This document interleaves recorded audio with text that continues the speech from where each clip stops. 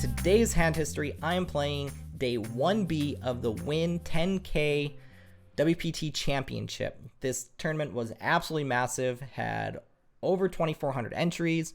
It was the largest live guaranteed tournament ever with the 15 million guarantee that it absolutely destroyed. This tournament was absolutely amazing. My day 1 atypical draw ended up being very, very pro heavy. Unfortunately, it was one of the tougher tables in the room, and I busted bricking a combo draw for a decent stack. Day 1B though, my table draw is amazing. At this point, we are only 6-handed.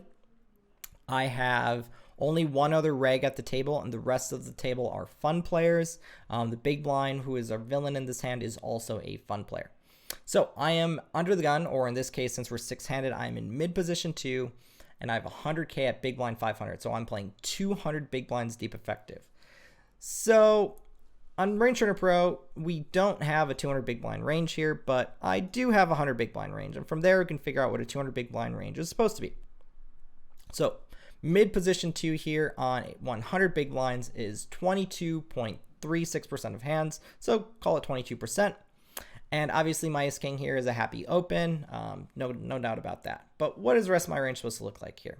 So at 22%, this range actually seems completely and totally okay to me to open here at 200 big blinds with largely fun players. But let's say I was 200 big blinds deep with largely professionals. Instead of opening 22% here, I'm probably going to open as though I'm opening under the gun. So I'd probably open more like this 15%, which is a pretty big difference in terms of overall range. But the reason being is, good general rule of thumb is the deeper effective you are, the more important it is to have post-flop playability, because you're going to get put into tougher and more awkward post-flop spots. And the earlier position you are in, the stronger your range needs to be, because you're more likely to be out of position on more streets. So I open ace king to 1500 big blind 500, big blind calls. So pot size is 3.8k, and the flop is ace of spades, the jack of hearts, and the 3 diamonds. So ace jack 3 rainbow. He checks to me. What should I do here?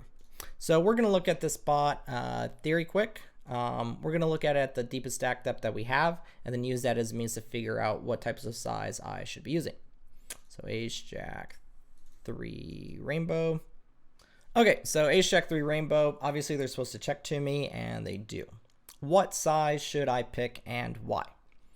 So while this seems like it's a pretty simple situation and pretty simple decision, I actually think spots like this are some of the ones that matter the most, because what we're supposed to do here and what theory does here can often be two different things. In this case, it actually should be pretty similar-ish. Being very deep effective and this type of board, these two high Broadway boards, theory just goes large a decent amount of time. So in this spot, I ended up going 3k into a pot size of 3,800. And if we actually look at what my options are here, you're going to see that the option that I did pick was a pretty reasonable one here at 2/3 pot. But I actually see here pot here is that is interesting. So I definitely thought this was a spot that I do get to upsize. I definitely knew that it was, and I definitely thought we'd get to pick pot, but 41% is kind of crazy. Yeah, that's very interesting. That's interesting. That's very interesting. Here's how upsizing works from a theory perspective. So there's essentially two different lines of thought from it. There's the first line of thought, which is super dynamic board textures and deep stacks equals you get to bet larger more frequently. As we saw in our previous video, that 10-8 deuce, two-tone board, super dynamic board, hits big blinds range really well, we get to pick pot a lot.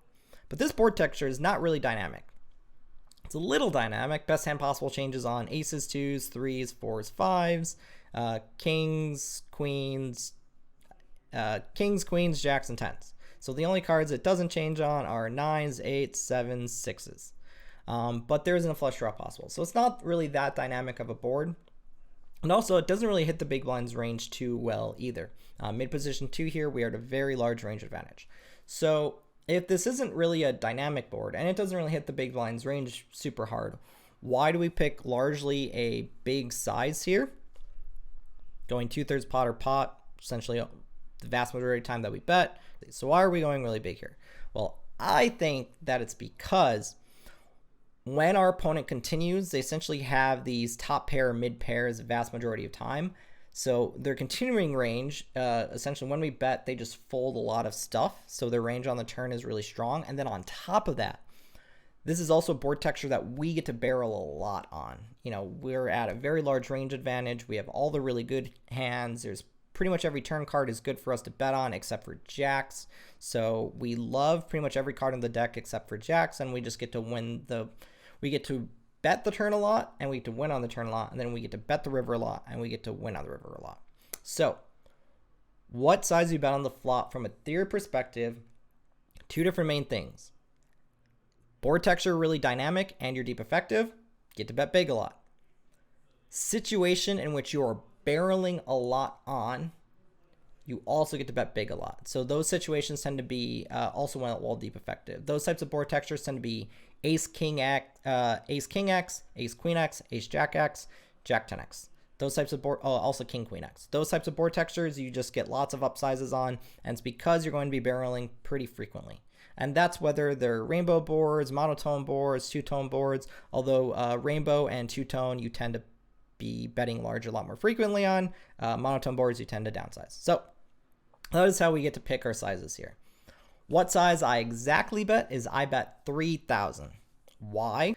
10K at the win, especially this type of tournament. I expect my opponents, even my fun players, to be, to have some degree of poker knowledge and experience and that type of stuff. So I want to go big, but I don't want to scare them away. One of my favorite things about poker in general, and what I really gain a lot of joy from this game out of, is how even really simple situations at the surface can really have an in-depth thought process and approach.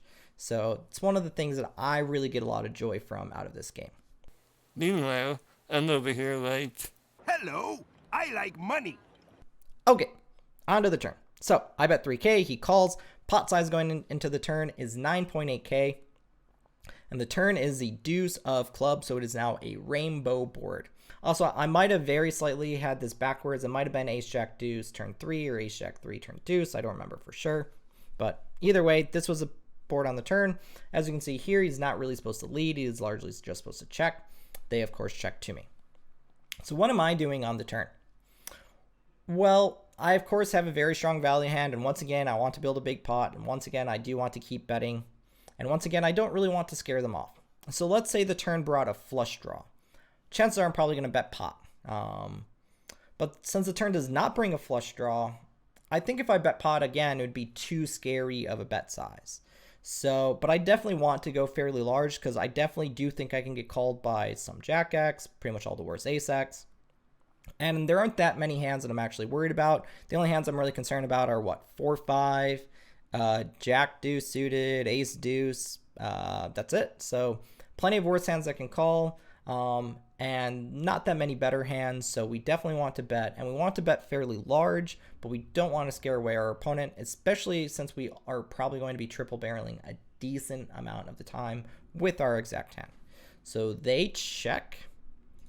I bet 7,000 into a pot size of 9,800, and they raise to 17K. If we look at GTO here, I am supposed to largely just bet pot again. Not too surprising. I'm betting 2/3 pot, but we're going to say in game that I bet pot and see what the response is supposed to be. Obviously, when I bet 7K and they raise to 17, we're put into this really awkward, really annoying spot. But if we look at the types of bluffs they're supposed to have and how my hand performs against their range, we actually have, I believe, a pretty easy decision. So types of hands they're supposed to have as raises are pretty much, it's sets, 5-4, 2 pairs. Yeah, pretty much that's it. It's sets, 5-4, and 2 pairs. And their bluffs are supposed to be pocket fives, 4-3, 5-3, 5 deuce, 4 deuce, some Jack X. If we look at just what the raises are supposed to be here, I can highlight it for you. Is this random opponent really turning 5-3 or 4-3 or 5 deuce or 4 deuce into a bluff here, pocket fives? Probably not. So what do I actually beat? Are they using these Jack X as raises? No. Are they ever raising a weaker ace? No. So they just have ace deuce, ace three, ace jack, deuces, threes, three deuce, 4-5, and that's it. So I have a very, very easy fold, which I did. They didn't tell me what they had afterwards or anything. I didn't get any information after, but we can make a pretty good assumption that my fold was correct and that we had a fairly easy overall experience here, even if it went poorly for us. So, made good decisions, lost the pot, still have an amazing table, was in good mindset, did not help me at all.